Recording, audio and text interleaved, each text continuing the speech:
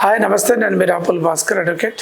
చాలామంది అవసరాల కోసం రకరకాల మార్టిగేజ్ లోన్స్, లేదు డిపాజిట్ పెట్టేటటువంటి లోన్స్, లేదు క్రాప్ లోన్స్, ఇంకా రకరకాల లోన్లు పిఎంజివై కింద, రాజు వికాసం కింద రకరకాల లోన్లు తీసుకుంటారు. లోన్లు తీసుకున్న తర్వాత అప్పు మొత్తం కట్టిన తర్వాత డాక్యుమెంట్స్ కలెక్ట్ చేసుకోవడం వల్ల బ్యాంక్ నుంచి నో అబ్జెక్షన్ సర్టిఫికేట్ తీసుకోవడం వెనకబడతా ఉంటాం. దాంతో ఏమవుతుందనంటే తిరిగి మనకేదో నాకు అవసరం ఉన్నప్పుడు లోన్ తీసుకోవాలంటే అవన్నీ అడ్డం ఉండి లోన్ రాకుండా పోతూ ఉన్నాయి. లోన్ తీసుకొని మీరు పూర్తి చేసిరా అయితే మీరు ఖచ్చితంగా మార్టిగేజ్ డీడీని క్యాన్సిల్ చేసుకోండి. ప్రైవేట్ వ్యక్తులతోటి కానీ ప్రభుత్వ వ్యక్తులతోటి కానీ లేదు బ్యాంకులకు కానీ మార్టిగేజ్ చేసినప్పుడు ఖచ్చితంగా మీరు మార్టిగేజ్ని రిలీజ్ చేయించుకోండి. బ్యాంకు నుంచి నో అబ్జెక్షన్ సర్టిఫికేట్ తీసుకోండి.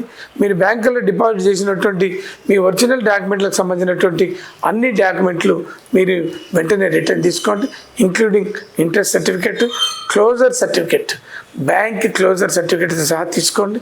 లేకపోతే మీకు మీ యొక్క సిబిల్ దెబ్బతినే ప్రమాదం ఉంది.